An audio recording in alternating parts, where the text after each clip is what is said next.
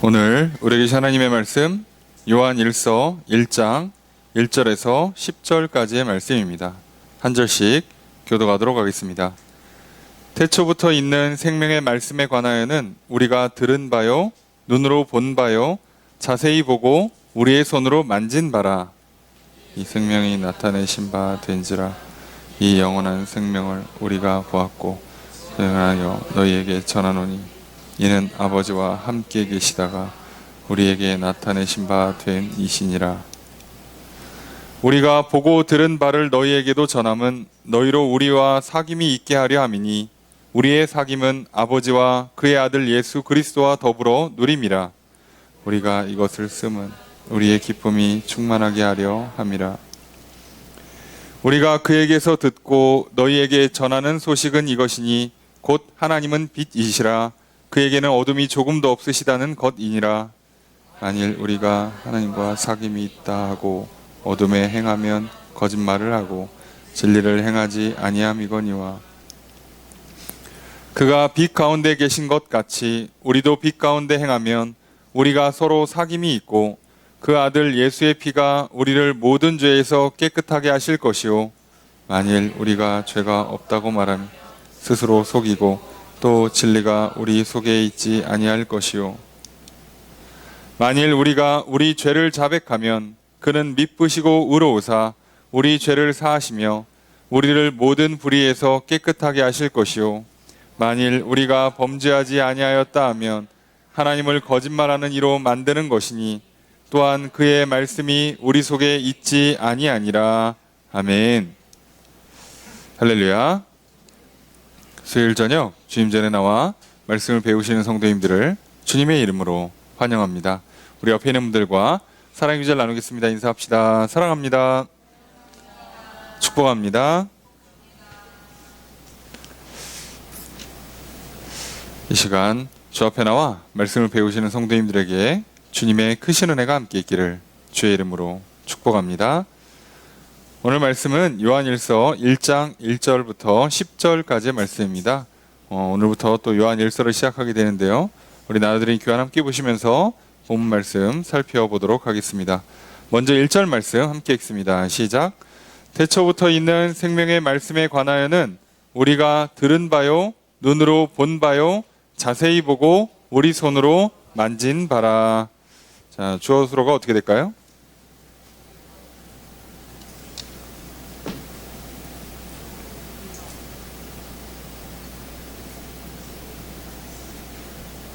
자, 이게 조금 약간 애매하시죠? 자,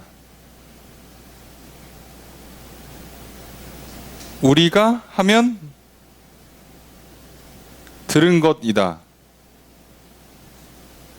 우리가 들은 것이다. 뭔가 지금 말에 어순이 안 맞는 걸 아시겠죠? 나는 들은 것이다. 자, 이러면 안 되잖아요. 그죠? 너는 들은 것이다. 자, 이러면 안 되잖아요. 너가 들은 것이다예요. 그죠? 이게 통으로 다 붙어야 돼요. 우리가 들은 바가 전체로 하나로 잡혀야죠. 그러니까 주어가 어떻게 되겠어요? 여기서는? 예.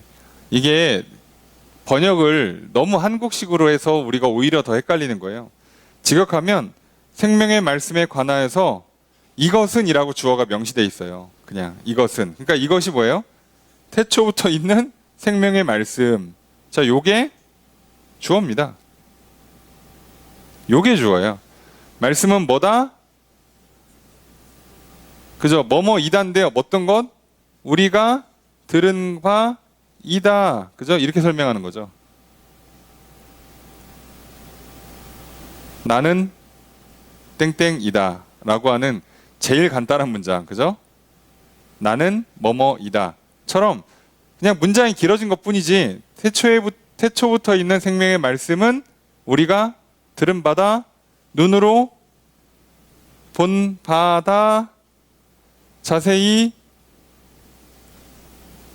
보고 우리 손으로 만진 바이다예요. 이렇게 세 가지로 정의를 내려요. 태초부터 있는 생명의 말씀은 우리가 들은 거다, 본 거다, 만진 거다예요. 자, 보고 듣고 만졌다는 얘기죠. 자, 그래서 여기서는 기억하셔야 되는 게, 그래서 주어를 명확히 할 필요가 있어요. 요한 1서 1장 1절이 시작되면서 아무리 편지지만 편지를 시작하면서 누가 누구에게 보낸다는 얘기도 없이 시작하는 편지잖아요. 그럼 이 편지를 시작하는 첫 마디의 주어가 뭐냐가 굉장히 중요한 거죠. 그 주어가 이거잖아요. 생명의 말씀. 이게 주어입니다. 그래서 이것을 찾아야만 어떻게 보면 요한일서 처음 시작하는 큰 첫째 단락 1절부터 4절까지의 이 단락을 이해할 수가 있는 거예요. 자, 그리고 나야 이제 2절 말씀이 무슨 얘기를 하는지, 3절 말씀이 이 얘기를 왜 하는지, 요한일서 1장에서 하는 말이 뭔지를 알아들을 수가 있어요. 그래서 성경을 읽으실 때 항상 주어를 잘 찾으시라고 그렇게 강조하는 이유가 이거고요. 이렇게 문장이 애매해서 찾기 어렵다 그러면 항상 다른 버전을 읽으시면 힌트를 얻기가 좀 쉬워요. 굳이 여러분 영어 성경도 제각각이니까요. 굳이 안 그래도 한글도 어려운데 영어 성경은 우리보다 버전이 더 많아가지고 뭘로 읽어야 될지도 모르시죠? 그냥 한글 성경 버전 두세 개 읽으시고도 모르겠으면 그냥 원문으로 가야 되는데, 자, 그거 한 데까지 여러분들이 시간 쓸 수 없잖아요. 그러니까 그때쯤 되면 그냥 저한테 물어보시면 되는 거고요.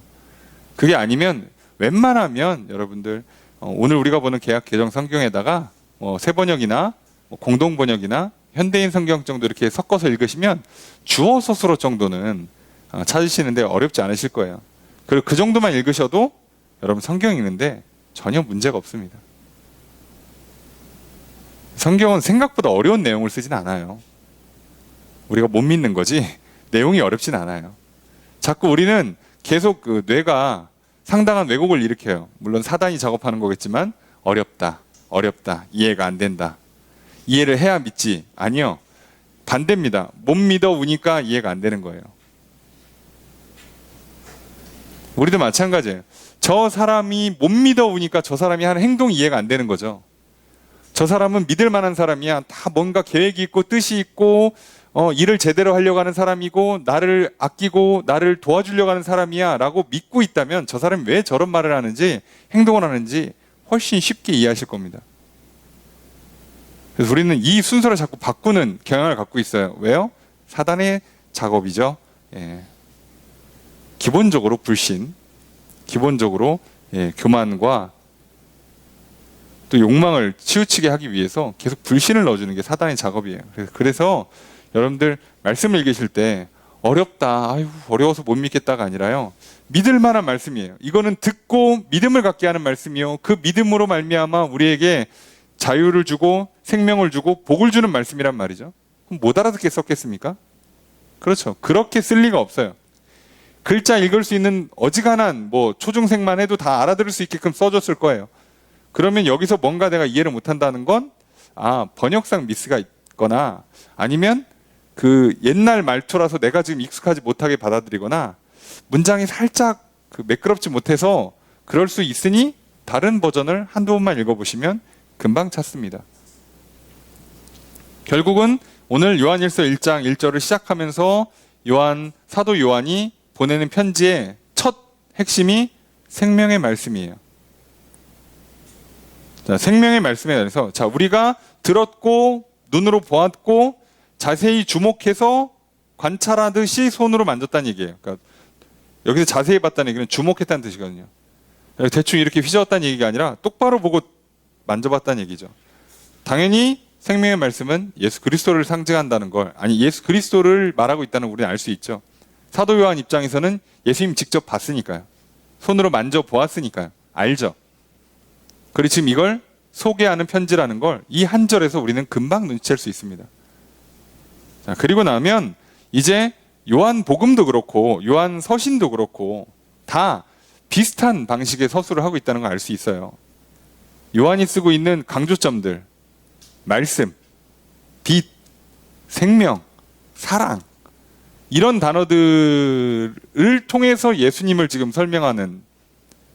설명하고 있기 때문에, 그러니까 요한 사도의 글은 생각보다 1장부터 5장까지 논리적으로 진행되지 않아요. 바울의 글은요, 처음부터 끝까지 일관된 어떤 논리적 흐름이 있어요. 그에 비해서 사도 요한의 글은 그게 아니라 계속 같은 얘기를 여러 번 반복합니다. 계속 반복하는 방식을 써요. 근데 반복할 때 한 번은 생명이다, 한 번은 빛이다, 한 번은 사랑이다 이러면서 똑같은 내용을 반복하는 경향을 갖고 있어요. 그래서 오히려 읽으면 더 쉽습니다. 그리고 이런 그 단어가 주는 좋은 이미지들이 있기 때문에 요한이 쓴 서신들, 요한복음, 요한 1, 2, 3서, 요한계시록에 많은 사람들이 즐겨 암송하는 구절들이 많이 있어요. 자, 그런데 사람들이 생각보다 요한복음의 핵심 메시지가 뭐냐? 요한 1서가 뭘 말하는 거냐? 그러면 잘 대답을 못 해요. 그게 너무 꽂혀가지고 거기에. 그래서 우리는 이 큰 그 문맥의 흐름을 좀 보면서 뭘 말하려고 하는 건지 살펴보려고 합니다. 2절의 첫 번째 문장 있습니다. 시작. 주어서 어떻게 될까요? 이 생명이 나타나신 바가 되었다. 자, 이게 잠깐만, 자, 공부하신 분들은 알죠? 이거 수동태인데 이게 지금 그 뭐라 그러죠? 이거를 자기가 한 게 아니라 그 타의에 의해서 나온 방식으로 지금 서술이 돼 있잖아요. 이러면 헷갈려져요. 그러니까 그냥 직역하듯이 원문에 있는 걸 직역하는 게 오히려 깔끔합니다. 요즘은 옛날에 이렇게 하면 뭔가 있어 보이는데 그 약간 이게 조선의 분위기가 좀 있어요.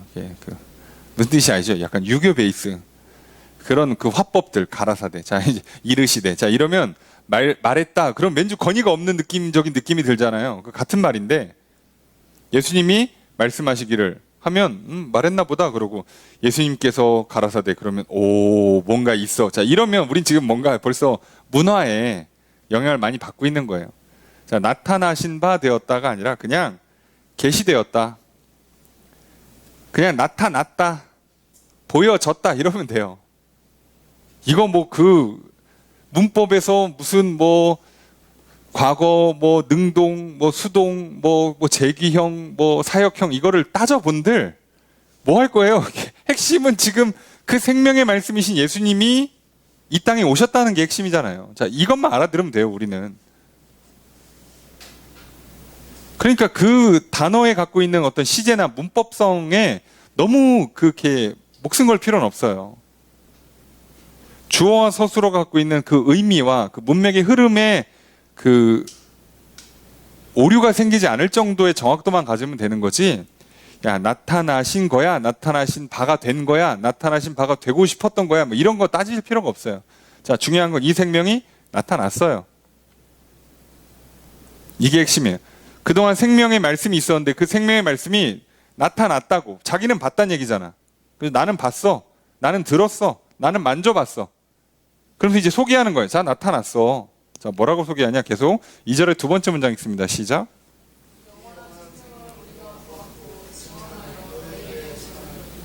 주어수로 어떻게 될까요?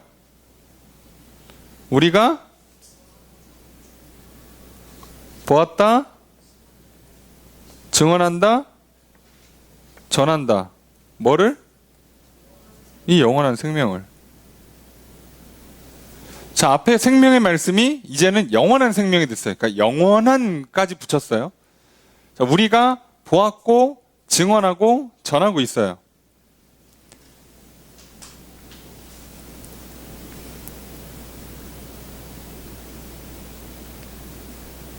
자, 그러니까 지금 1절에 했던 얘기를 또 하는 거잖아요. 말이 좋았어요. 그러니까 이게 요한이 갖고 있는 특징이에요. 계속 설명합니다. 자, 2절의 세 번째 문장 읽습니다. 시작.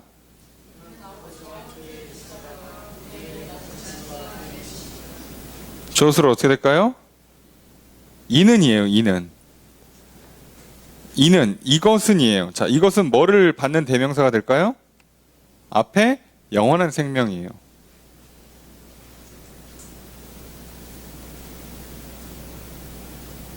영원한 생명을 받는 대명사입니다. 자, 이것은 뭐다? 예, 나타나신 바 되었다. 계시되었다예요. 이것은 계시되었다예요. 그러니까 지금 이걸 계속 설명하는 거라니까요. 자, 생명의 말씀. 자, 이 생명, 영원한 생명이 나타났는데 어떻게 나타났냐? 아버지와 함께 계시다가. 자, 이 아버지 누구죠? 하나님이죠.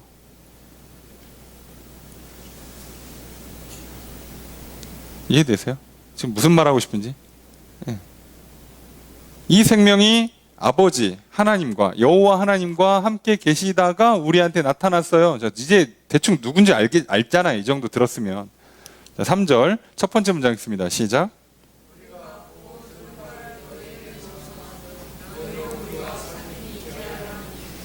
주어수로 어떻게 될까요?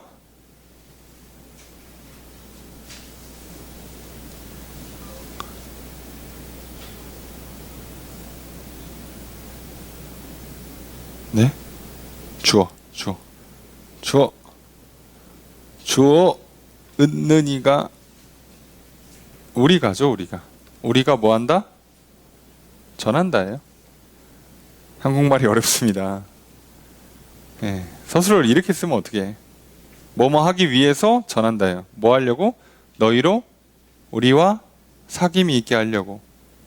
우리가 전한다예요. 뭐를 전해요? 보고 들은 것을. 이걸 전해요. 너희들에게. 전해요. 예. 우리가 전해요. 지금 전한다는 얘기만 계속하고 있잖아요. 3절까지. 다른 얘기 안 하고 있어요. 자, 그러면서 전하는 대상에 대한 설명을 계속 확장시키고 전하는 이유를 이제 설명하고 있죠. 예. 이유와 목적을. 전하는 이유가 뭐래요? 너희가 우리와 사귐이 있게 하려고.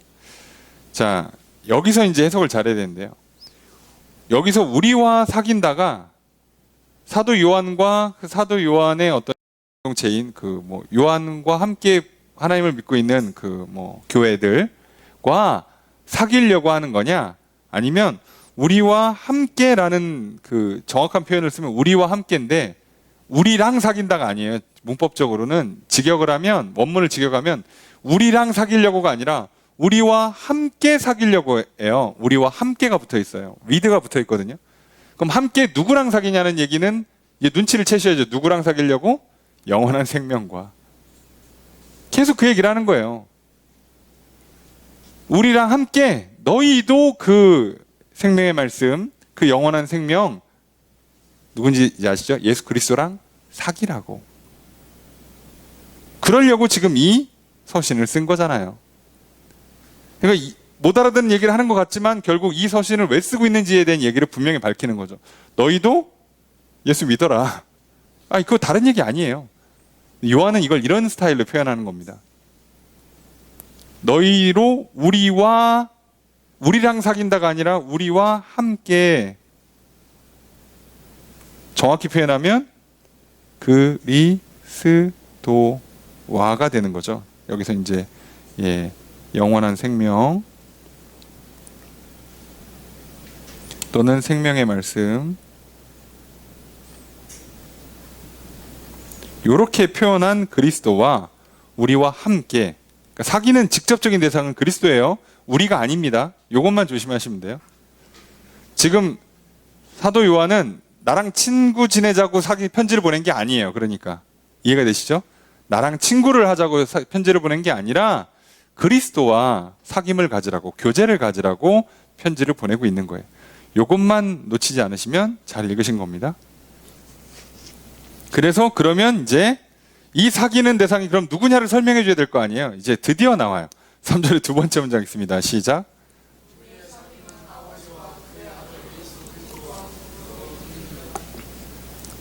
주어수로 어떻게 될까요?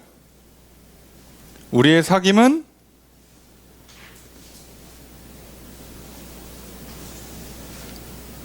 누린다고 표현을 해가지고,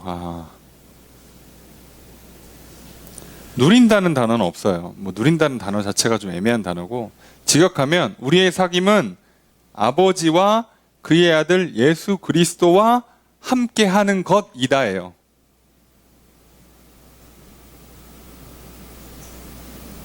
이해되시죠? 그냥 with예요. 그냥 with. 누린다는 표현을 왜 쓰는지 모르겠어요. 그냥 더불어 얘 그냥 지우고 더불어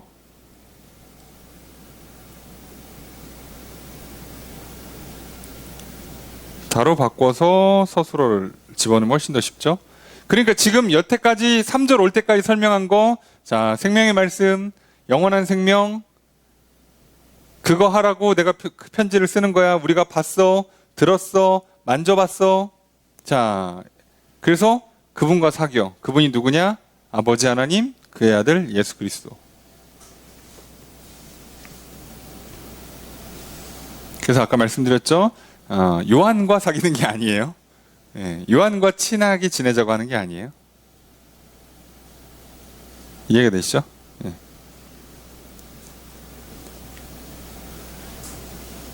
그래서 이제 이 이유를 쓰는 거죠. 이 편지를 왜 쓰는가? 4절 함께 읽습니다. 시작. 우리가 이것을 쓰면 충만하게 있게 하려고. 주어를 어떻게 될까요?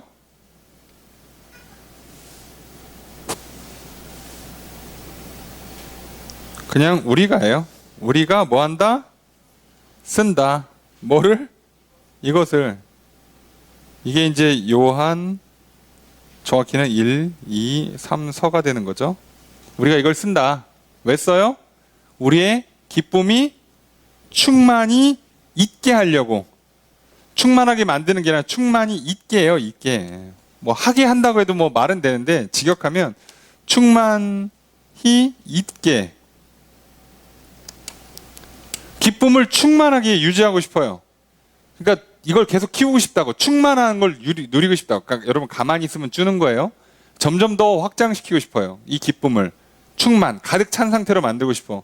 그래서 이 기쁨을 너희한테도 전하고 너희도 그 기쁨을 누리고 그 기쁨으로 우리가 서로 교제하고 이거를 계속 하고 싶다 이거예요. 그래서 쓴다는 거죠. 그럼 이걸 반대라는 표현이 좀 그렇지만 이거를 다른 식으로 표현하자면 생명의 말씀, 영원한 생명 안에 기쁨이 있다는 뜻이에요. 조금 더 쉽게 설명하면 생명이 곧 기쁨이라고 보셔도 조금 너무 일반화할 수는 있지만 그냥 생명은 기쁨이라고 보시면 돼요. 그러니까 저 사람을 기쁘게 만들고 싶으면 어떻게 해요? 살게 해야 돼요. 숨만 쉬고 사는 것보다 움직이면 살아야 되고, 겨우 움직이면 사는 것보다 잘 움직이면 살아야 되고, 겨우 사는 것보다 그죠? 잘 먹고 일 잘하면서 움직이면 사는 게 훨씬 좋은 거죠. 그래서 이 기쁨이 충만한 건 생명의 충만함이랑 사실상 같이 가게 돼 있는 거예요. 그래서 하나님께서 생명의 풍성한 복을 주신다는 건 다른 의미에서는 기쁨을 충만하게 주시겠다는 얘기예요. 우리가 얘기하는 웰빙하고는 벌써 수준 차이 나잖아요. 그 웰빙이 뭐야? 교회에서 웰빙 얘기하는 건 너무 수준 낮은 얘기예요, 소위. 아니, 그리스도께서 영원한 생명을 주신다는 건 다르게 표현하면 영원한 기쁨을 주신다는 거예요. 난 살았다. 난 죽지 않는다. 영원히 죽지 않는다. 지금 비바람이 몰아쳐요? 죽지 않는다예요. 그래서 비바람 자체는 나에게 고통스럽지만 기쁨이 사라지지 않는다고요. 지금 시합을 앞두고 있어요. 내일 수능을 보는 친구들도 있고, 예, 시험 치러야죠. 예. 우리 인생에 매일 여러 가지 시험들이 찾아오죠. 얼마나 괴로워요. 그런데 생명이 있는 사람은, 그것과 맞서 싸울 힘이 있고 능력이 있는 사람들은 버텨낸다고요. 그래서 힘들지만 기쁘다고요. 아니, 고통보다 괴로움보다 기쁨이 더 크다고요. 괴로움이 없다는 얘기는 없다고는 말씀 안 드려요. 성경도 괴로움이 없을 거라고 얘기한 적은 단 한 번도 없어요. 근데 그 괴로움보다 더 큰 기쁨, 더 큰 생명을 주시는 거예요. 죽음의 두려움을 능지하지 못할 정도의 엄청난 생명의, 영생의 약속을 주시는 거예요.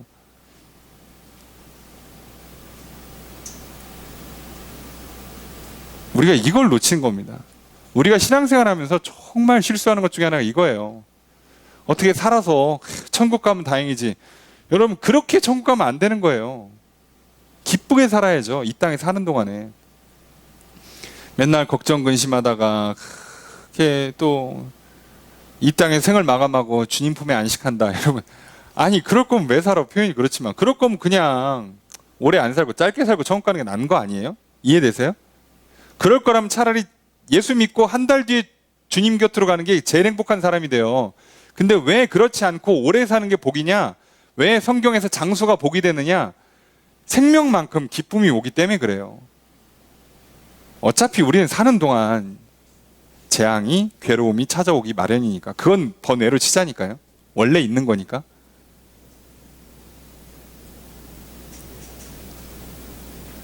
학생이 학교에서 시험 보는 것 때문에 괴로워 죽어. 직장인이 회사에서 프로젝트 하나 끝날 때마다 막 말 그대로 그냥 스트레스 받아서 막 죽어 나가요. 그럴 거면 학교를 왜 다니고 회사를 왜 다닙니까?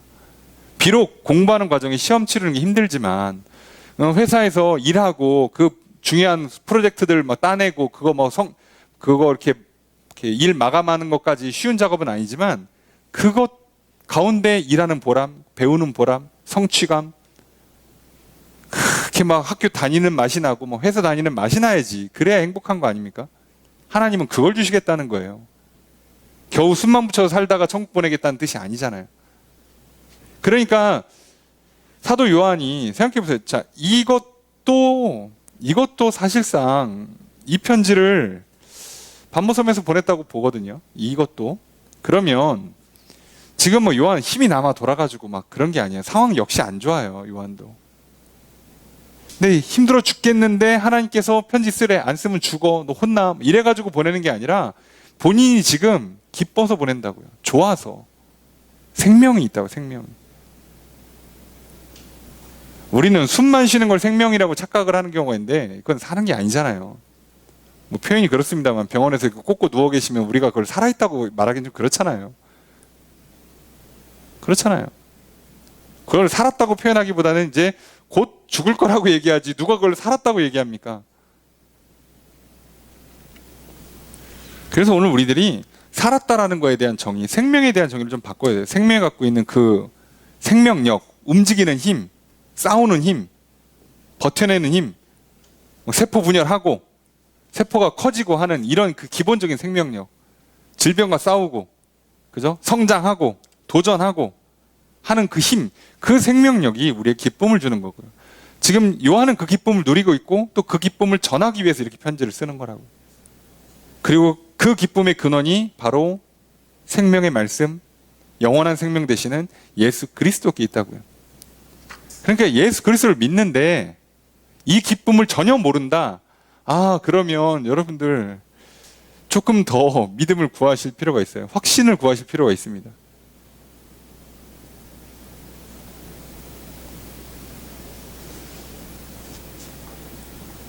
성령의 열매에서도 기쁨이 있고요. 예. 우리 안에 기쁨이라는 게 없다. 이건 말이 안 돼요. 기쁨이 적을 수는 있겠지만 없다. 이러면 안 돼요. 그리고 생명이 있으면 있는 만큼 기쁘기 때문에 여러분 인생에 괴로움이 때때로 찾아오고 늘 상당한 스트레스를 받으며 살 수 있지만 그거를 능히 이길 수 있는 생명력, 기쁨이 있어야 되는 거예요. 예수님 우리에게 그걸 주셨잖아요. 그러니까 이 편지가 뭘 얘기하려고 하는 건지와 그리고 거기에 핵심이 뭔지, 생명이 곧 기쁨이요 그래서 생명의 풍성함을 주시는 그 은혜가 기쁨을 충만하게 주는 거예요. 그리고 이게 지금 다 어디에 있는 거라고요? 예수 그리스도 안에. 근데 예수 그리스도가 곧 생명의 말씀, 여기는 이제 말씀이 포인트고요. 그리고 영원한 생명이고, 생명이 포인트고요. 예수님은 그 자체로 말씀이고 곧 생명이고, 그런 예수님이 들어오는 동시에 우리에게는 말씀이 들어오는 거고, 우리가 예수 그리스도를 영접한다가 말씀을 영접하는 거잖아요. 그리고 생명을 얻는 거잖아요. 그러면 기쁨이 오는 겁니다. 이 순서를 지금 잘 못 따라가고 있다면 여러분들 다시 말씀을 받아들이는 것부터 다시 시작하셔야 돼요. 네. 계속 강조하지만 안 힘들다는 뜻이 아니에요. 힘들지만 그걸 뛰어넘는 기쁨. 그래서 결과적으로는 힘들지 않다고 말할 수 있는 정도의 생명력이 우리 안에 있어야 돼요. 여러분 오늘 하루를 살았는데 여러분 안 피곤하십니까? 피곤하죠. 하지만 우리에게 이 예배 시간이 끝날 때까지 두 눈을 부릅뜰 수 있는 생명력이 있어야 하는 겁니다. 졸지 마시고. 자, 이해되십니까? 몸을 이끌고 여기는 나왔는데 생명력이 없어요. 그래가지고 이렇게 눈이 감기네. 예, 눈을 딱 뜨는 순간에 예배가 끝나. 그럼 기쁨이 있겠습니까? 예배를 드렸다는 기쁨이? 자, 생각해 보세요. 피곤한데 그 피로와 싸워야 되는데 하나님께서 말씀을 듣고 그 말씀이 주는 믿음 안에서 생명을 누리고 소망을 갖고 사랑의 풍성함을 받고 위로를 받고 용기를 얻고 힘을 얻고 능력을 얻고 그래서 기뻐서 또 돌아가서 오늘 하루도 잘 마무리하고 내일을 기대하면서 잠 들어야죠. 그게 생명이에요.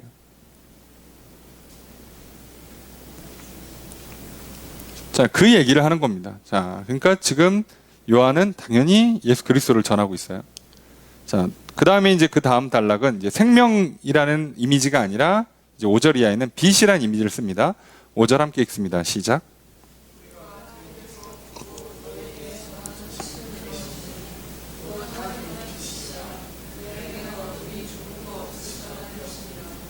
주어수로 어떻게 될까요?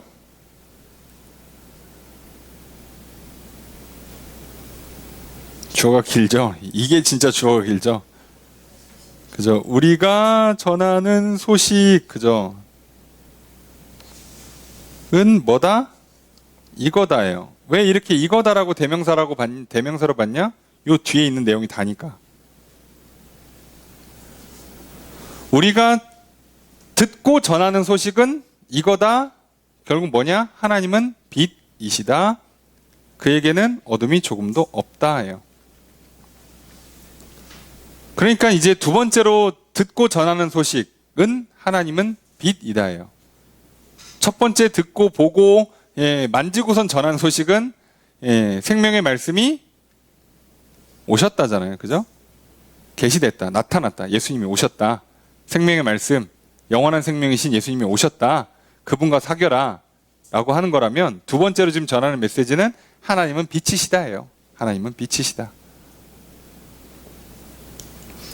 6절 읽습니다. 시작.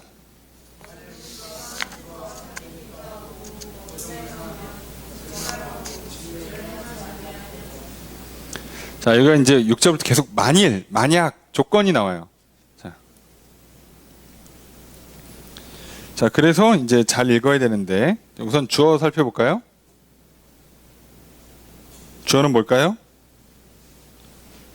예, 주어는 그냥 우리예요. 우리가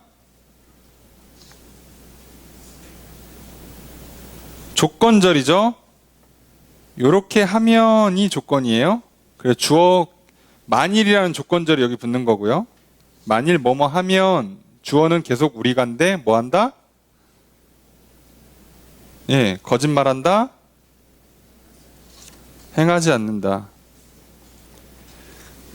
만약에 이런다면 우리는 거짓말하는 거고 진리를 행하지 않는 거다예요. 자, 그럼 이 조건을 봐야겠죠. 무슨 조건? 만약에 하나님과 사귐이 있다고 말을 해놓고 실제로 어디서 거해? 어둠에 거해요. 어둠에 거해요. 자, 그러면 이건 뭐라고요? 거짓말이란 얘기예요. 진리를 행하는 게 아니에요. 진리를 따르고 있는 게 아니라 지금 거짓을 따르고 있는 거예요. 자, 그렇다면 앞에 얘기했죠. 하나님 빛인데 하나님을 사겨, 하나님을 교제, 하나님을 믿어, 하나님을 섬겨 라고 하는데 근데 어둠에 행해. 어둠에 행한다는 게 뭘까요? 뭐 물론 이미지긴 하지만 어둠에 행한다.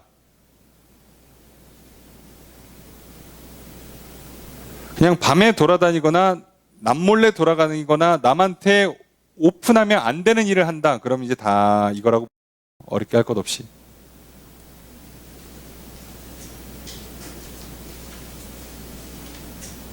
어둠 가운데 비밀리에.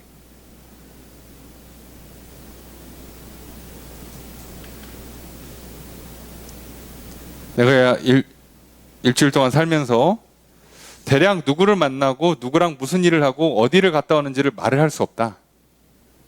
아, 목사님 그건 사생활이니까요. 아니, 그 누가 뭐 어디 정보를 대래? 내가 회사를 갔다가 뭐 이런저런 음식점에 갔다가 뭐 사업차 어디 출장 나갔다 왔다 그 얘기를 할 수 있으면 나는 지금 떳떳하게 빛 가운데 다닌 거예요. 근데 말을 못해. 왜? 중간에 어디 샜거든. 밤에 어디 가서 이렇게 놀았거든. 술 마시고. 빛 가운데 간다는 그런 거예요. 내가 목사인데 장로인데 한잔 했습니다. 말 못하지. 자, 말 못하죠. 그럼 어둠 가운데 가는 거 아니에요. 자신 있으면 성도님들과 함께 다 같이 이렇게 교회에 이렇게 식당에서 한 잔씩 하시면 되잖아요. 할 수 있으면. 떳떳하면. 그렇잖아요. 몰라. 뭐 하는지를 몰라. 심지어 뭐 배우자도 모르고 자식도 모르고 부모도 모르고 얘가 도대체 어디서 뭘 하는지를 몰라요. 왜요? 당연히 어둠 가운데 행하니까요. 그러니까 어둠 가운데 행하면 당연히 그 얘기를 드러낼 수가 없어요. 뭐 복잡하게 생각할 거 없이. 그러니까 빛이시기 때문에 하나님 빛이니까 환히 밝히 드러나고 드러나는 게 문제가 안 되는 그런 삶을 살지 못하고 있다. 그럼 너는 지금 빛과 사귀는 게 아니라는 거예요. 진리를 따르는 게 아니라는 거예요. 말을 못해. 뭔가 말을 못해. 중요한 얘기는 다 빼고 얘기해. 뭔 말인지 하나도 못 알아들어. 자, 지금 사적인 거나 또는 이제 그 인간관계에 있어서는 모든 걸 다 드러낼 수는 없잖아요. 그런 비밀의 영역이라는 게 있어요. 또는 사적인 영역. 그래서 오픈되는 게 오히려 더 문제를 야기할 수 있는 영역들이 있죠. 그렇다고 우리가 얘기하는데 뭐 재산 다 공개하고 과거에 무슨 사생활 다 공개하고 그렇잖아요. 내가 뭐 차를 뭐 사고 팔았고 뭐 연애했다 헤어졌다 이걸 이력을 다 공개할 필요는 없으니까. 자, 그런 거로 공개하는 뜻이 아니라 내 삶에 중요한 일들을 드러낼 수 있느냐 없느냐가 핵심이에요. 그 정도. 어둠 가운데 행한다. 남 몰래 숨어서 드러나면 안 돼.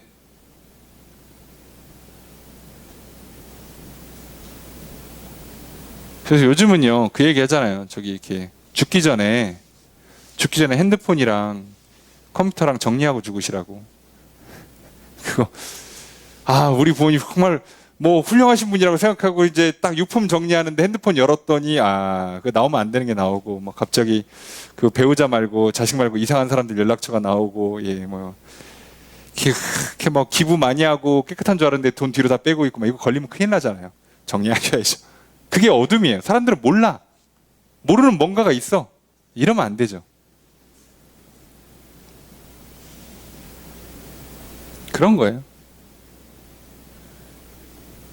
어둠 가운데 행한다가 무슨 뜻인지 아시겠죠? 다 감춘다는 얘기예요. 드러내지 못한다는 뜻이고요. 말을 못해. 겉으로 보여지는 것이 거의 전부여야 되거든요. 그걸로 충분한 정보가 돼야 되는데 뭔가 정보가 안 돼. 뭔가 내용이 빠져 있어. 설명하면 이해가 안 돼. 뭔가를 감춰. 거짓말해. 그럼 어둠 가운데 행하는 부분이 있기 때문에 발생하는 거예요. 뭐 똑같은 얘기를 계속해요. 이제 빛에 대한 이미지를 가지고 설명하는 거죠. 7절 읽습니다. 시작.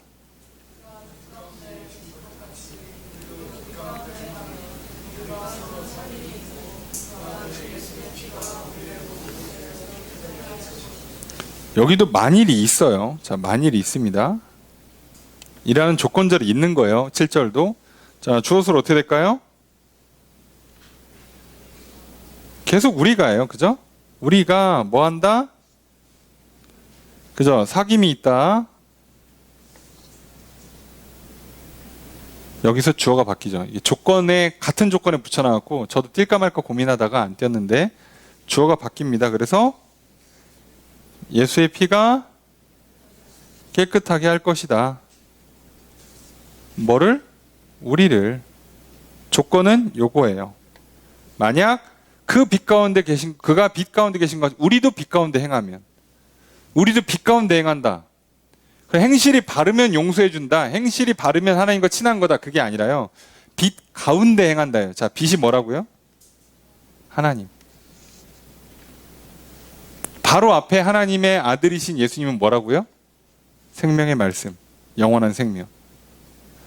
그러니까 말씀으로 생명을 얻어서 밝은 빛 가운데 당당하고 떳떳하게 살아가고 있다면 이란 뜻이 되는 거예요. 근데 이게 완벽한 삶이 구현 가능하겠어요?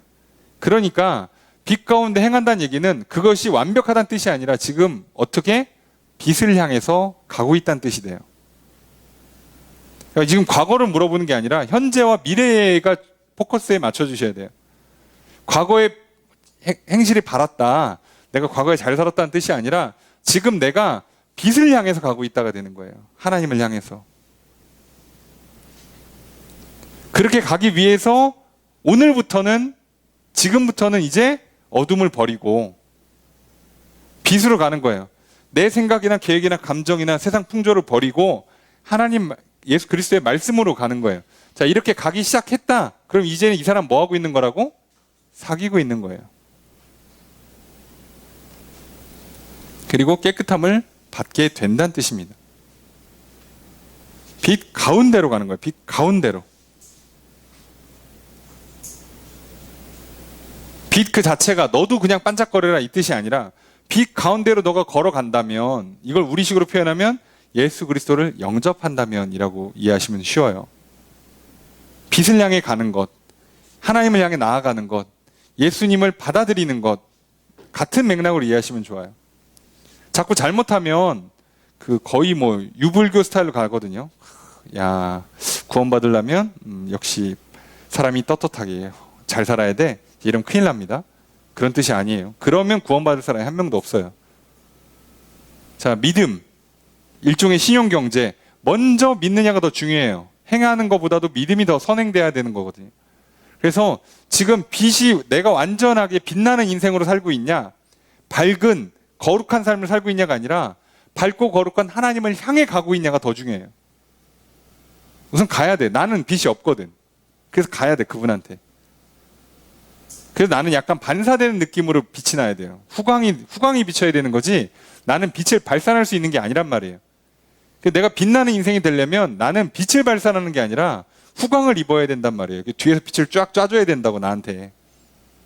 그래서 나는 빛으로 가는 거예요. 내가 빛이 되는 게 아니라 빛으로 가는 거예요. 자, 이것만 조심하시면 됩니다. 빛이 되란 얘기가 깨끗해져라, 밝아져라가 아니라 빛을 향해 가란 얘기예요, 핵심은. 그러면 되는 거예요.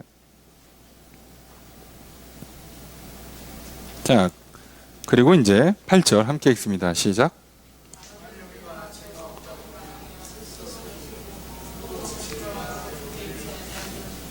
그래서 또 조건절 있죠. 만약 뭐뭐 한다면, 주어서로 어떻게 될까요? 우리가 그죠, 속이는 거다. 그죠? 잊지 않다가 돼요. 뭐가? 진리가. 물론 여기도 주어가 바뀐다고 봐야 되는데, 진리가. 우리가 스스로를 속이는 거고 진리가 우리 안에 없다. 뭐 하면? 나는 죄 없다. 나는 죄가 없다 그러면.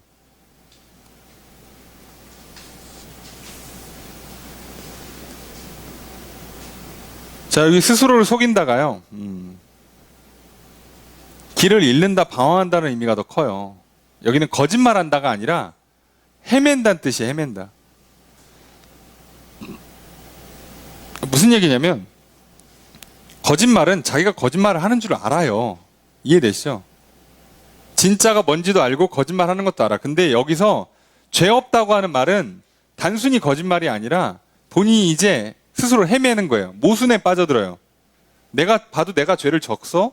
근데 이 정도는 죄가 아니야 라고 스스로 합리화를 해요. 남들도 다 짓는데 이 정도면 괜찮지? 왜 나만 갖고 그래? 자, 이러면서 합리화를 해요. 이 정도는 괜찮은 거야? 세상에서도 이거 갖고 뭐 벌금도 안 떼? 자, 그런다고 해도 그럼 나는 뭐야 그럼? 의인인가? 또 의인은 아니에요. 죄인인가? 스스로 죄인이 아니라며. 그럼 뭐야 그럼? 자, 이래서 헤맨다고요. 그럼 나는 지금 착하게 사는 것도 아니고 구원받고 용서받는 것도 아니고 아무것도 아니에요. 그냥. 이런 문제가 생겨요. 인생이 애매해집니다.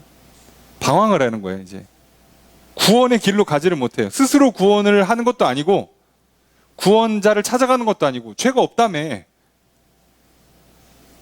그래서 방황을 해요. 인생이. 그래서 나 잘난 사람들이 인생을 방황하는 거예요. 야, 나 정도만 살아. 야, 뭐 이 정도면 괜찮지 않냐? 이렇게 생각하는 사람들이 인생이 방황해요. 넌 뭐 하고 살 거냐? 그럼 말 못해요. 그냥 뭐 돈 벌고 그냥 건강하게 잘 살다가 뭐 죽지 뭐. 그냥 인생이 방황해요. 그럼 돈 뭐 하고 벌 거냐? 그러면 그때부터 묻지 마 이렇게 되는 거예요. 술이나 마시자 이러고 말을 못 해. 왜요? 본인들 지금 뭐 하는지 몰라요. 이걸 왜 하는지도 몰라. 그냥 뭐 막연히 그냥 공부 잘하고 돈 많이 벌고 건강하면 그냥 좋은 거야 그냥.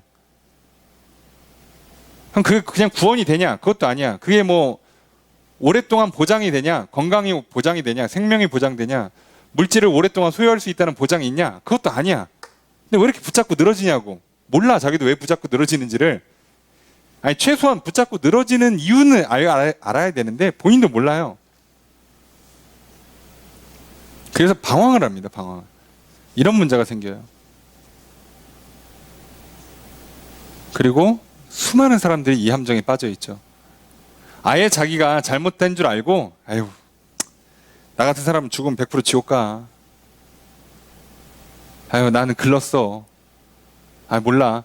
이렇게 뭐 거의 뭐 자포자기 하시는 분들은 차라리 자기가 뭘 잘못했는지는 알아요. 구원을 안 받아들여서 문제인 거지 그분들은. 근데 이렇게 대부분의 사람들이 이렇게 속아가지고 헤매요.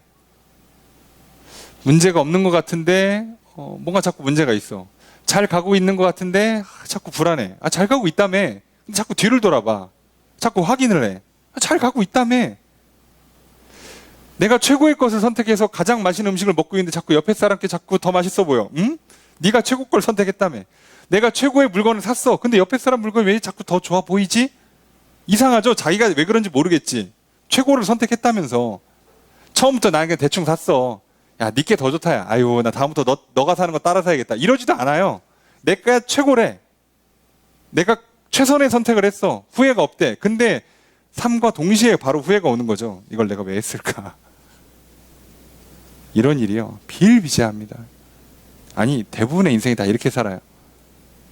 뭐 간단히 뭐 밥을 먹는 것부터 시작해서 우리가 인생에 만나는 수많은 선택들, 뭐 인생에 되게 중요한 선택들 있잖아요. 뭐 이렇게 진로 문제나 뭐 배우자 문제나 뭐 이런 류의 뭐 심각한 문제뿐만 아니라 그냥 아침에 일어나서 내가 지금 양치질을 먼저 할 것인가 아니면 뭐 세수를 먼저 할 이거부터 우리는 지금 왜 했는지 몰라요. 그래 사람이 일어났으면 양치질부터 해야지 하고 나서 옆에 애가 세수를 먼저 하면 세수 먼저 할 걸 그랬나? 자기가 지금 헷갈려요. 그래 옷장에서 촥 보고 오늘 날씨 이 옷이 최고예요. 딱 입고 나가는데 나가자마자 후회해요. 잠깐만 컬러가 남들보다 좀 안 맞는데 왜 제가 더 잘 입고 나온 것 같지? 헷갈려요. 예. 자기가 어디로 간지도 몰라요. 왜 그런지도 몰라요. 왜요? 지금 본인 스스로가 함정에 빠졌잖아요. 죄가 있는데 없다고 해버리니까. 문제가 있는데 문제가 있다는 걸 못 받아들이면 그럼 너는 자 병원에 갔는데 의사 선생님 환자래. 전 환자 아닌데 그러고 나와 병원을. 자 그럼 이제 이 사람 어떻게 되는 거예요? 환자야 아니야? 이게 진짜 어려워지는 거예요. 그래서 이 사람은 병을 고쳐야 돼 말아야 돼. 이래서 방황한다니까요. 어떻게 또 잘하면 자연치유가 될 수 있는데 이게 지금 병을 키우고 있는 건지 낫고 있는 건지 본인도 모르겠죠? 예, 아무도 몰라요. 이 함정에 빠지면 큰일 납니다. 뭐 큰일까지라기보단 뭐 헤매는 거죠. 자, 그걸 기억하세요. 자, 이게 문제라는 걸. 요한이 왜 이 얘기를 하냐면 이 당시에 이거 주장한 사람들이 있었거든요. 죄가 아니야. 죄가 아니야. 지금 내가 죄를 졌지만 이건 죄가 아니야. 이게 뭔 말이 되나 싶지만 그런 걸 주장하는 사람들이 있어요. 지금도 물론 있지만 옛날에도 있어요. 자, 대표적으로 영지주의 있다고 그랬죠? 예. 죽어서 뭐만? 영혼만 천국으로 가요. 육신은 안 가. 육신이 죄를 짓는 건 죄긴 죄야. 근데 이거는 영혼을 더럽히는 게 아니야. 그래서 엄밀히 따지면 육신이 짓는 죄는 영혼을 더럽히지가 않아요. 그래서 나는 죄를 졌지만 죄인이 아니야. 야, 이런 기적의 논리가 구현되기 시작하면서 인생 막 살고 천국 간다는 확신을 얻어요. 그러면서 이제 나 죽을 때쯤 되면 슬슬 불안하지. 본인도 뭐가 잘못됐다는 걸 눈치를 채겠죠. 예. 어떤 방식인지 아시겠어요? 지금도 똑같은 맥락의 이단들이 있잖아요. 예. 있잖아요. 놀랍죠? 예. 없을 것 같죠? 있어요. 참 신기해요. 그래서 이거에 넘어가는 사람들이 그렇게 많다는 얘기예요. 왜요? 좋잖아요. 당장은 달콤하잖아요. 이게 인생 나락으로 늪으로 빠지게 한다는 걸 모른 채 당장 달콤하니까. 자, 이 실수를 하지 마셔야 돼요. 자, 9절 읽습니다. 시작.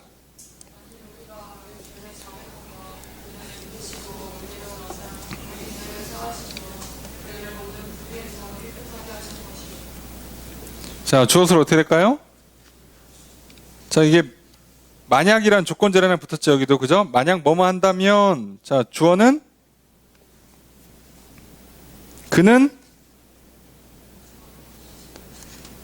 사한다, 깨끗하게 하실 것이다.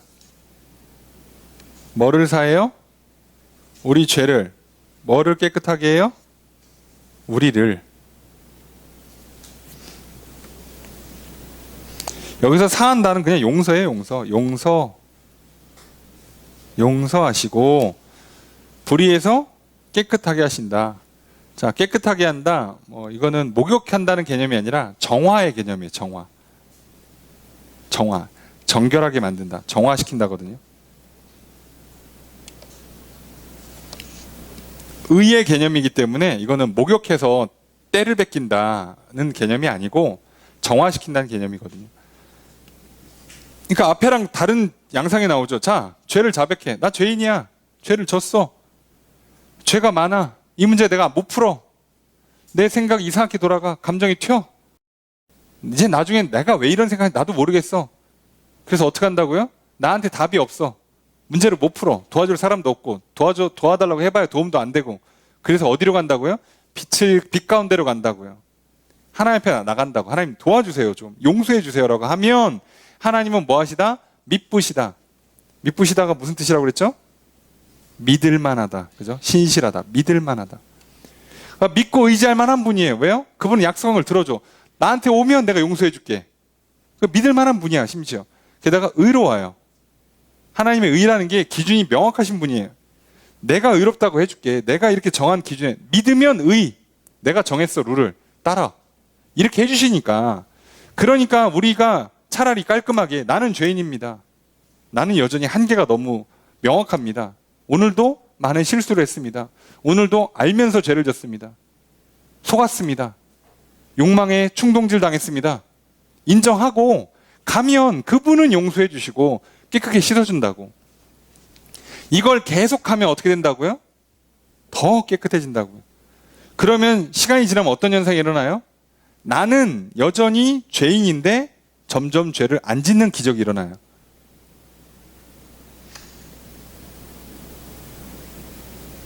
나 자체는, 내 육신 자체는 한계가 있는데 한계를 극복하는 현상이 자꾸 일어난다고.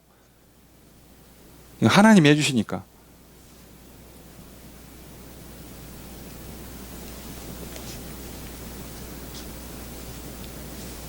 이 얘기잖아요.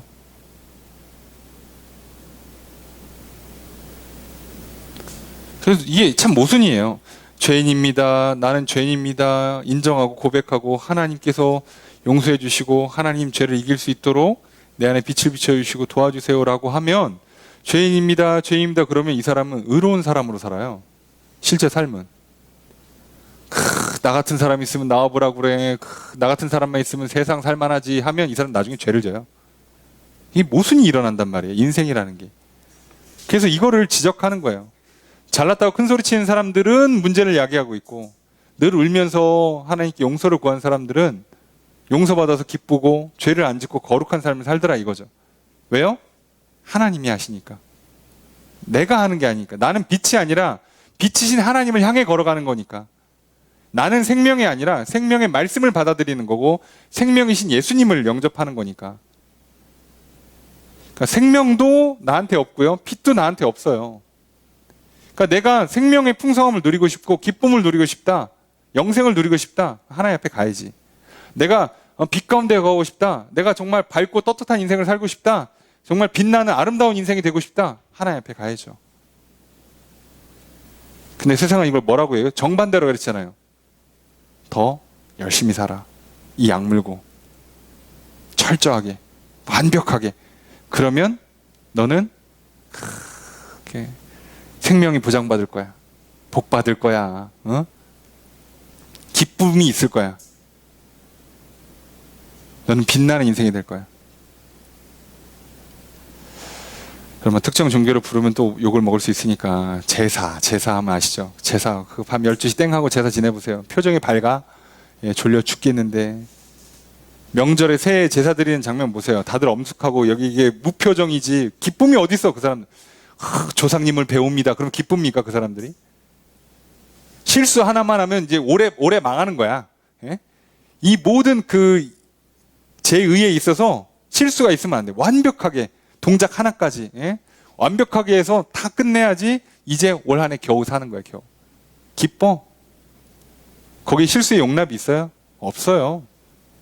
철저하게 완벽하게 돼. 입 꽉 다물고 해야지. 기쁘지가 않잖아요. 그렇게 살면.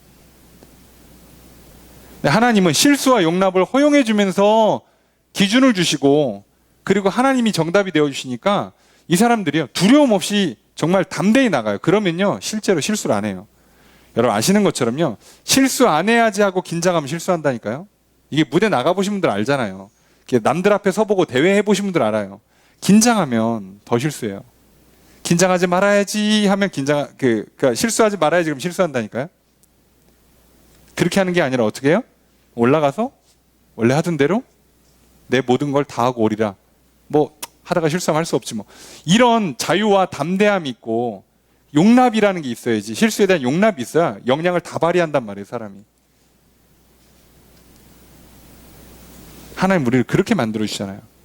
생명, 기쁨, 빛.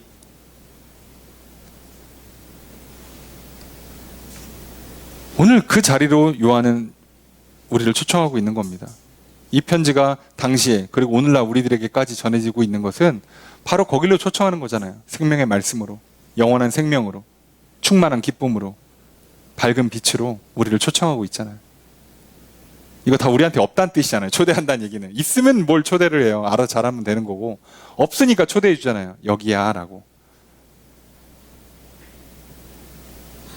그래서 10절 마지막 함께 읽겠습니다. 시작.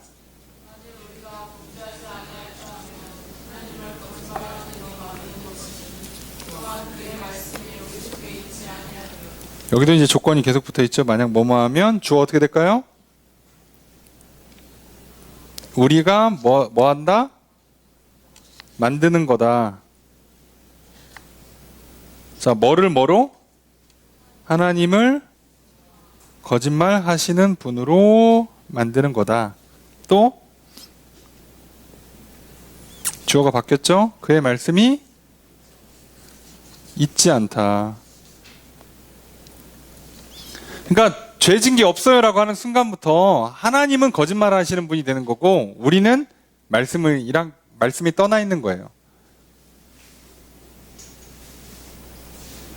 아니 그 말씀 안에 생명이 있는데 그 말씀 안에 기쁨이 있는데 그걸 떠나 있는 거라니까. 죄가 없다 그러면.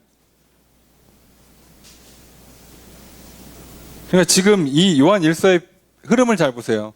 우리가 생명의 말씀이신 예수 그리스도가 이 땅에 오셨고 그 영원한 생명의 예수 그리스도를 우리가 믿고 영접하고 받아들이면 기쁨이 임하고 빛 가운데 걸어가고 죄도 용서받고 거룩한 삶으로 나아갈 거예요. 자, 그렇게 하는 거라요. 그게 아니라 그러면 말씀이 우리 가운데 있는 게 아니라고요. 하나님 말씀이 있다는 건, 말씀을 영접한다는 건 그걸 따라가는 거잖아요. 그러니까 우리가 하나님 앞에 서야 될 때 인정해야 되는 첫 번째가 뭐냐? 나는 죄인입니다예요. 이거 무슨 교과서 외우듯이 외우는 게 아니라 내가 죄인임을 인지하도록 하나님께서 성령으로 도와주신단 말이에요. 그때 따르는 거죠. 주로 이 시작이 뭘로부터 온다고요? 주로 양심의 가책이나 깨달음으로 탁탁탁 들어온단 말이에요. 그때 그거를 받아들여서 그 도움을 힘입어서 그죠? 받아들여서 내가 죄인입니다. 잘못한 게 맞습니다. 이거 인정하기 싫잖아요, 솔직히. 뜨끔할 때 있잖아. 내가 실수했는데. 사람이 그럴 수도 있지. 대충 넘어가. 이러고 넘기고 그러지 말고 왔다. 아이고, 이거 내가 잘못한 것 같은데 어떡하지? 미안하다. 그래야 된다고요. 그러면 하나님께서 생명을 주시고 용서해 주시고 기쁨을 주시고 빛으로 인도하신다고요. 그러니까 우리 입장에서는 그 죄인입니다라는 이 고백이 시작이에요. 시작. 하나님과의 사귐의 시작. 우린 착각하죠. 내가 의인이 된 다음에 하나님이랑 친하게 사귈 것 같지만 아니에요. 죄인이 하나님과 사귐을 시작하는 거예요. 그러면 하나님 닮아서 의인, 거룩한, 빛나는 존재가 되는 거죠. 우린 스스로를 의롭고 거룩하고 빛나게 만들 수가 없어요.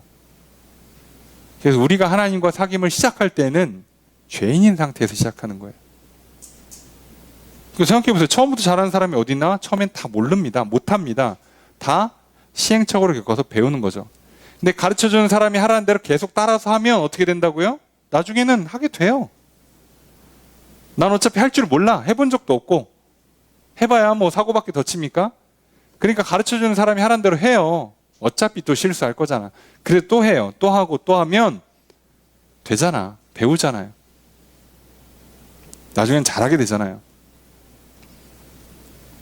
마찬가지예요. 우리가 죄인인 게 어쩔 수 없는 부분도 있으니까 인정하고, 죄인이어서 하나님 앞에 못 나가는 게 아니라, 죄인이어서 생명을 못 받는 게 아니라 죄인이기 때문에 하나님 앞에 나가야 되는 거고요. 죄인이기 때문에 생명을 받아야 되는 거예요. 그걸 받으면 되죠. 그러면 되는 겁니다. 바로 그거를 들으라고 지금 요한은 편지를 쓰고 있어요. 요한의 서신이 이런 스타일로 진행될 겁니다. 계속. 이 이미지들을 여러분들이 이미지에 너무 취해서 하나님은 빛이시다, 빛, 뭐 이렇게 빛 대신 주 찬양 부르고 뭐 이러면 뭐가 되는 게 아니라 그분으로 가라, 그분 앞으로 가라고요. 나한테는 빛이 없으니까. 인생의 앞길이 어두컴컴하시면 여러분 백날 머리 써보고 고민해보고 찾아보세요. 빛이 없어요. 앞길을 어디로 갈지 몰라요. 그런데 하나님 시편의 고백처럼 주의 말씀은 내 발의 등이요 내 길의 빛이니이다 라고 말하는 것처럼 그 말씀이 내 앞걸음을 한 걸음씩 인도해줘요. 자, 그분의 그 약속과 나에게 나아오라는 그 명령을 믿고 갈 거냐 말 거냐만 결정하는 거잖아요. 어렵지 않습니다. 자, 오늘 우리는 요한일서 1장의 말씀을 살펴보았습니다. 여러분, 생명의 말씀, 영원한 생명, 충만한 기쁨, 그리고 빛이 오직 하나님과 예수 그리스도 안에 있습니다. 나한테는 없습니다. 그래서 내가 그분한테 나아가기 위해서 먼저 나의 죄인됨을 인정하고 나의 연약함, 나의 죄악 고백하고 그리고 그분의 도움이 필요함을 인정하면서 그분 앞에 나아가면 용서해 주시고 생명 주시고 기쁨 주시고 빛으로 인도해 주실 것입니다. 그 놀라운 그 구원의 은혜, 생명의 충만함을 누리는 그 복된 복의 은혜를 받아 누리시는 저 여러분 되시기를 소망합니다. 오늘도 우리에게 그런 은혜를 베풀어 주실 텐데 잘 받아 누리시고 계속 그 길로 나아가 풍성한 인생 살아가시기를 주의 이름으로 축복합니다. 말씀을 관찰해 보겠습니다. 사도 요한이 전하는 듣고 보고 만진바된 것은 무엇일까요? 1절 2절에 본인이 지금 전하고 있는 바 내가 봤다, 들었다, 만진 바가 되었다 하는 게 뭐죠? 이게 생명의 말씀이죠. 이걸 잊지 마십시오.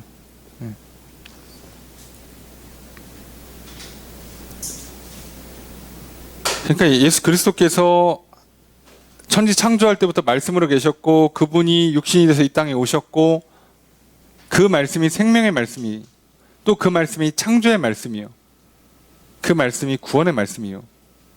우리가 이걸 잊지 마시고 기억하시고 믿으십시오. 이게 우리 살 길입니다. 자, 두 번째로 사도 요한이 듣고 전하는 소식은 무엇입니까? 5절에 보면 뭘 듣고 전하고 있어요? 하나님은 빛이시다.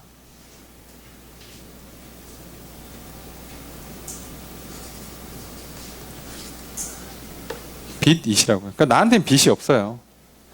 여러분 자신을 보면 답답하시는 게 정상이에요. 여러분 뭐 특별히 못나서 그러신 게 아니라 모든 사람이 다 그래요. 혹시라도 뭔가 희망의 한 가닥을 보셨다 헛거 보신 겁니다.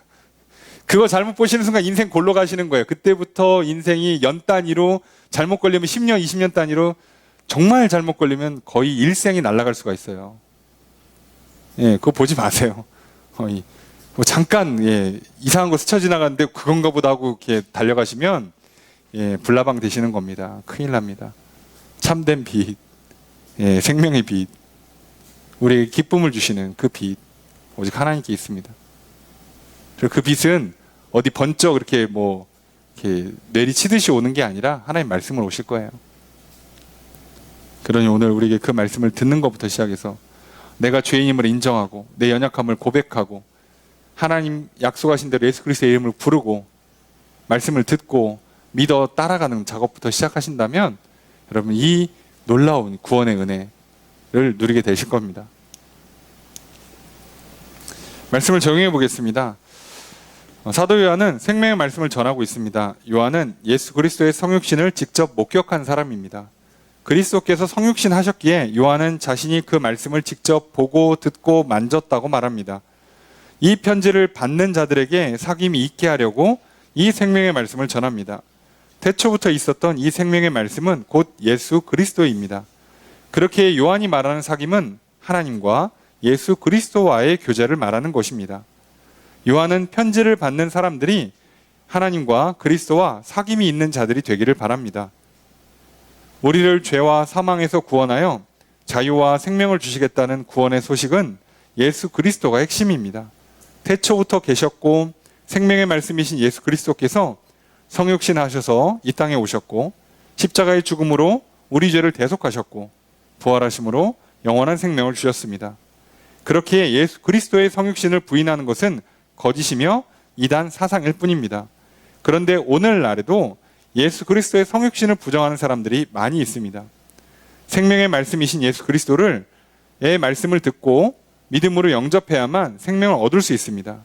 예수 그리스도와 사귐을 가져야만 기쁨이 충만할 수 있습니다. 나의 신앙을 살펴봅시다. 예수 그리스도께서 육신으로 이 땅에 오셨습니다. 예수께서 그리스도이심을 믿읍시다. 그리스도 안에 생명이 있고 기쁨이 있음을 믿읍시다. 믿음으로 예수 그리스도의 이름을 부릅시다. 예수 그리스도의 이름으로 기도하고 예배드립시다. 예수 안에서 참된 생명과 기쁨을 얻으시기 바랍니다. 그리고 예수 그리스도 안에 있는 이 생명과 기쁨을 전합시다. 둘째로 사도 요한은 하나님은 빛이심을 전하고 있습니다.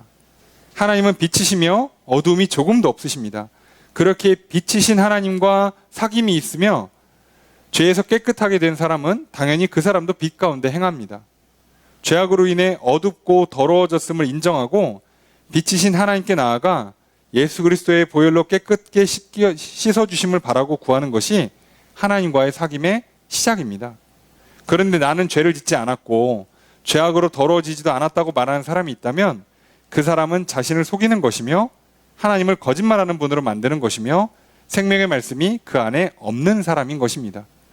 그렇게 어둡고 더러운 우리는 빛이시고 깨끗게 씻어주시는 하나님과 사귐을 시작해야 합니다. 나의 신앙을 살펴봅시다. 어둡고 더러운 자신을 돌아보며 빛이신 하나님께 나아갑시다. 자신을 속이며 부정하고 외면하지 맙시다.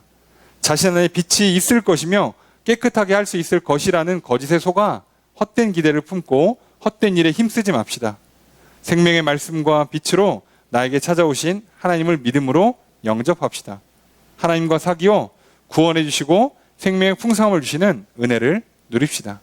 오늘 그 은혜를 베풀어 주시고 그 은혜의 자를 초청해 주시고 그 은혜의 소식을 들려주셨습니다. 이제 믿고 따르는 우리들에게 그 은혜가 임할 것입니다. 그 은혜 가운데 정말 여러분 생명을 누리시고 기쁨을 누리시고 빛 가운데 걸어가시는 저 여러분들 되시기를 주의 이름으로 축복합니다.